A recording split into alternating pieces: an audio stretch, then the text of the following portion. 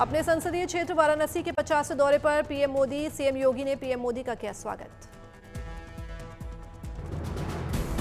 PM Modi ने काशी को 3,880 करोड़ रुपए से ज्यादा की विकास योजनाओं का दिया तोहफा। कई परियोजनाओं को किया शिलान्यास। प्रधानमंत्री मोदी ने 70 वर्ष या उससे ऊपर के बुजुर्गों को सौंपा आयुष्मान कार्ड। लगभग 20 से ज्यादा जीआई उत्पादकों को दिए प्रमाण पत्र।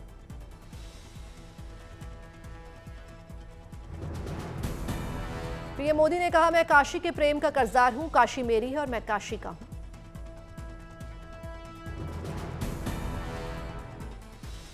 प्रेम का कर्जदार है हम, ये प्रेम का कर्जदार है। काशी हमार हो। पीएम मोदी ने कहा, आज काशी सिर्फ पुरातन नहीं, मेरी काशी प्रगतिशील भी है। अब काशी पूर्वांचल के नक्शे के केंद्र में है। आज काशी सिर्फ पुरातन नहीं, मेरी काशी प्रगतिशील भी है। पीएम मोदी ने कहा, पूर्वांचल में सुविधाओं को विस्तार दिया जा रहा है। पूर्वांचल के विकास का रथ काशी खींच रही है। पीएम मोदी ने कहा, उत्तर प्रदेश और काशी के लोग आयुष्मान योजना का लाभ उठा रहे हैं। सरकार ने इलाज की जिम्मेदारी ली, सबको लाखों रुपया बचाया है। पीएम मोदी ने कहा, आज भारत दुनिया का सबसे बड़ा दूध उत्पादक देश है। ये सफलता हमारे किसानों की है। पीएम मोदी ने काशीवासियों से की ओलंपिक में मेडल लाने की अपील। कहा, काशी में नया स्टेडियम बन रहा है, आप लोगों को ओलंपिक के लिए लगना पड़ेगा। पीएम मोदी ने विपक्ष पर साधा निशाना। कहा, कुछ पार्टियां परिवार का साथ, परिवार का विकास चाहती हैं, लेकिन हम सबका साथ, सबका विकास चाहते हैं। वाराणसी के बाद एमपी के दौरे पर जाएंगे प्रधानमंत्री मोदी। आनंदपुर धाम में कार्यक्रम में होंगे शामिल। आनंदपुर धाम में पीएम मोदी गुरुजी महाराज मंदिर में करेंगे पूजा अर्चना। साधु संतों से करेंगे मुलाकात। आनंद सरोवर में भी पूजा करेंगे पीएम मोदी। लंगर में प्रसाद ग्रहण करेंगे पीएम मोदी। आज से 2 दिवसीय तमिलनाडु दौरे पर होंगे गृह मंत्री अमित शाह। कई महत्वपूर्ण कार्यक्रमों में हिस्सा लेंगे गृह मंत्री शाह। चेन्नई में अमित शाह गुरुमूर्ति के साथ बैठक करेंगे। साथ ही बीजेपी और एआईएडीएमके के गठबंधन को लेकर भी शाह करेंगे दूसरे राउंड की बैठक। शनिवार को बीजेपी के नए प्रदेश अध्यक्ष के नाम से हो सकती है घोषणा। रविवार को हो सकता है शपथ ग्रहण। ऐसे में अहम माना जा रहा है शाह का दौरा। गृहमंत्री अमित शाह तमिलनाडु में अगले साल होने वाले विधानसभा चुनावों को लेकर करेंगे पार्टी नेताओं के साथ चर्चा। एआईएडीएमके के नेताओं के साथ चर्चा के केंद्र में रह सकता है विधानसभा चुनाव। चेन्नई में बीजेपी नेता तमिलसाई सुंदरराजन के घर पहुंचे अमित शाह। सुंदरराजन के दिवंगत पिता को दी श्रद्धांजलि।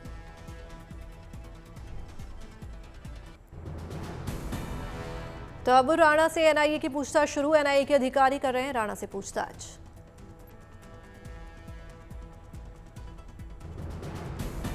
एनआईए के इंटरोगेशन रूम में सीसीटीवी के सामने हो रही है राणा से पूछताछ। परिवार के बैकग्राउंड के बारे में जानकारी ले रही है एनआईए।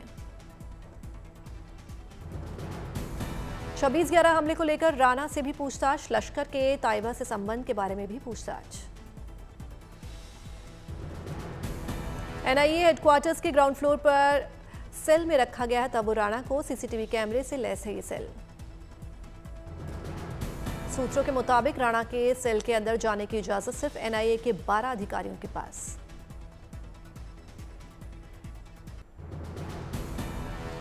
कोलकाता में पुलिस ने जबरन बस से उतरवाया रामनवमी का झंडा। लोगों ने जमकर किया हंगामा।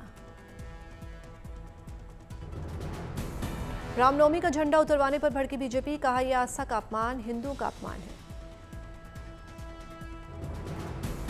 बीजेपी ने ममता सरकार पर साधा निशाना। कहा, ममता राज में क्या हिंदू होना अपराध। बीजेपी ने कल हनुमान जयंती पर प्रदर्शन का किया ऐलान। शुभेंदु अधिकारी ने कहा, यह शर्म की बात है, कल हनुमान जयंती पर पूरे प्रदेश में विरोध होगा। नए वक्फ कानून के खिलाफ जमीयत उलेमा हिंद चलाएगी 1 करोड़ हस्ताक्षर अभियान। मुस्लिम पर्सनल लॉ बोर्ड का प्रदर्शन। यूपी बिहार में सुरक्षा सख्त। वक्फ बिल पर बोले सुकांता मजुमदार। वक्फ बिल पर बोले सुकांता मजुमदार, कहा वक्फ कानून तो पूरे देश में लागू होगा, बंगाल देश से बाहर नहीं है। ममता बनर्जी चाह रही हैं इसलिए हिंसा हो रही है। बीजेपी नेता सुकांता मजुमदार ने ममता पर साधा निशाना, कहा हमारे पास दे लॉ एंड ऑर्डर, 15 मिनट में सारी हिंसा खत्म कर देंगे। टीएमसी नेता कुणाल घोष का सुकांता मजुमदार पर पलटवार, कहा हम तो वक्फ के खिलाफ हैं, बीजेपी तो झगड़ा करवाना चाहती है, अभी बंगाल में सेक्युलर सरकार है। वक्फ बिल पर दिलीप घोष ने ममता सरकार पर किया हमला, कहा हम तो बार बार बोल रहे हैं कि बंगाल को ये लोग बांग्लादेश बना रहे हैं, लेकिन हम ऐसा होने नहीं देंगे। बीजेपी नेता खागेन मुर्मू ने कहा मुसलमान को रास्ते पर उतारते हैं ताकि हिंदू को दबाया जा सके। जिहादियों को ममता बनर्जी ने हिंदुओं के खिलाफ उतार दिया।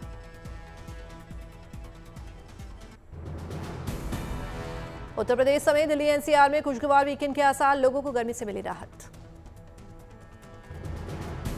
दिल्ली एनसीआर में आज बारिश की संभावना, दिल्ली एनसीआर में तेज हवाओं के चलने के अनुमान। बिहार और यूपी में तेज हवाओं और गरज चमक के साथ बारिश की संभावना। राजस्थान में आज बारिश का अनुमान, आईएमडी के अनुसार आने वाले 2 से 3 दिनों तक कई जिलों में आंधी और बारिश की संभावना। उधमपुर में बारिश से बदला मौसम का मिजाज, लोगों को गर्मी से मिली राहत।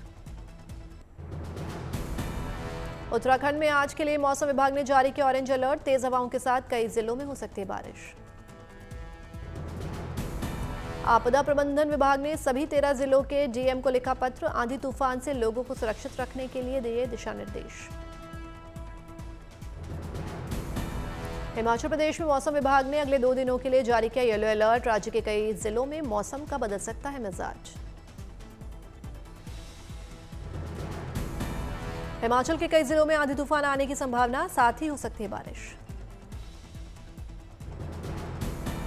शिमला में मौसम ने बदली करवट, शिमला में बारिश के साथ गिरे ओले।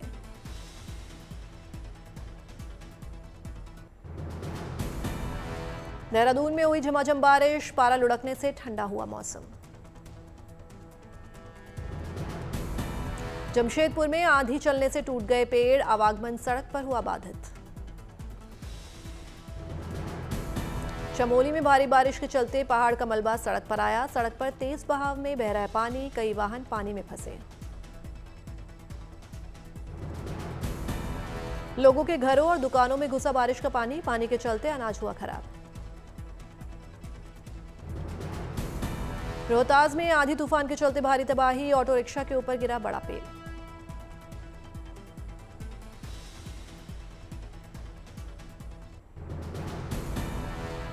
स्लोवाकिया के ब्रातिस्लावा में राष्ट्रपति द्रौपदी मुर्मू सामुदायिक कार्यक्रम में हुई शामिल, सभा को किया संबोधित। स्लोवाकिया के ब्रातिस्लावा में भारतीय संस्कृति पर चित्रकला प्रदर्शनी प्रतियोगिता का आयोजन, राष्ट्रपति द्रौपदी मुर्मू ने विजेता को सम्मानित किया। छत्तीसगढ़ के महासमुंद में कांवर पैकरा समाज महासभा का आयोजन, सीएम विष्णुदेव साय हुए शामिल। पुलवामा में ग्रामीणों तक स्वास्थ्य सेवा पहुंचाने के लिए अच्छी पहल, मोबाइल हार्ट क्लिनिक की हुई शुरुआत।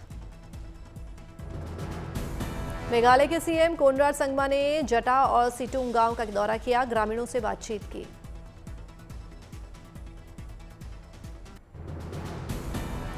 फरीदाबाद में साइक्लोथॉन रैली का आयोजन, सीएम नायब सिंह सैनी ने हरी झंडी दिखाकर साइक्लोथॉन को रवाना किया। दिल्ली पहुंचे इटली के उप प्रधानमंत्री और विदेश मंत्री एंटोनियो तजानी, भव्य तरीके से स्वागत हुआ।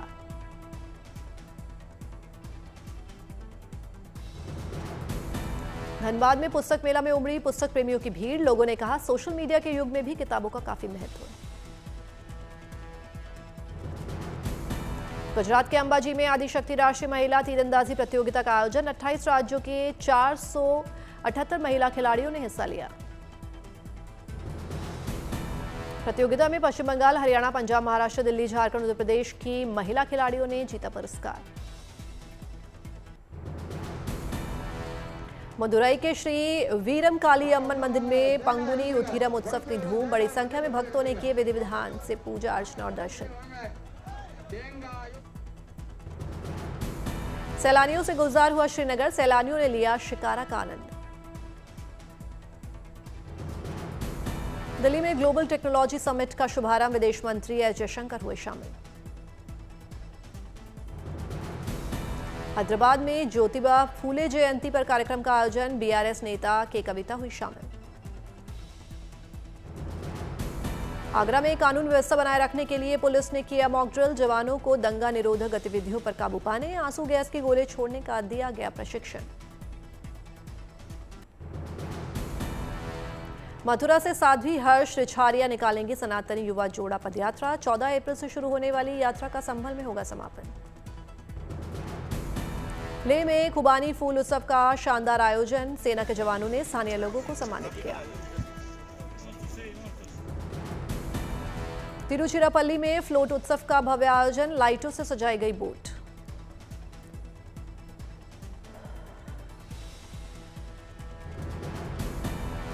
गडग में श्री जगतगुरु तोथ दार्य उत्सव में पशु मेले का आयोजन हुआ, कई नस्लों के लोगों ने देखी गायें और दूसरे कई जानवर। धर्मशाला में लाहौल स्पीति के लोगों ने पारंपरिक पूजा अनुष्ठान किया आयोजित, लोगों ने दलाई लामा की सलामती के लिए कामना की।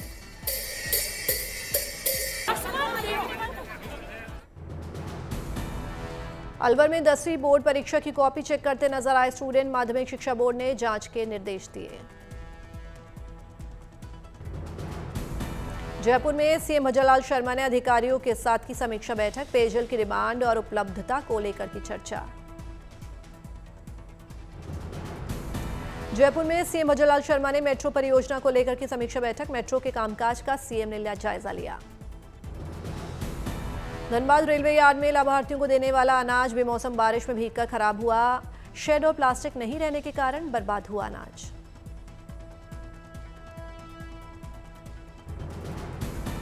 आगरा में होने वाली करनी सेना की बैठक को लेकर पुलिस ने कसी कमर, सोशल मीडिया पर पुलिस रख रही है पैनी नजर, पुलिस ने 1300 लोगों को भेजा नोटिस। वडोदरा में जीआईपीसीएल कंपनी को मिली बम से उड़ाने की धमकी, जांच में पुलिस जुटी।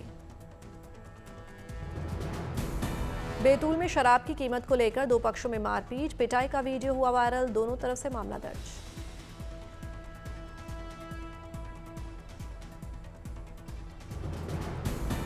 सूरत में चोरी करने के आरोप में मां बेटी को सिक्योरिटी गार्ड ने पीटा, वीडियो वायरल होने के बाद पुलिस ने 2 सिक्योरिटी गार्ड को गिरफ्तार किया। कोडरमा में ट्रक ने कार को मारी टक्कर, 6 लोग घायल। बांदा में दिए से लगी घर में आग, लाखों का सामान जलकर हुआ राख। जोधपुर में चूड़ी फैक्ट्री गोदाम में लगी भीषण आग, 14 दमकल की गाड़ियों ने आग पर पाया काबू। देहरादून के सर्निमल बाजार में दुकानों में लगी आग, लाखों का नुकसान। एमपी के श्योपुर में खेतों में अचानक लगी आग, कई एकड़ फसल जलकर खाक। सोलापुर में 3 एथेनॉल टैंकर्स में आग लगी, 3 टैंकर जले, लाखों का नुकसान हुआ। धौलपुर में आकाशीय बिजली गिरने से खेतों में आग लगी, कई एकड़ में लगी आग गेहूं की फसल खराब कर गई।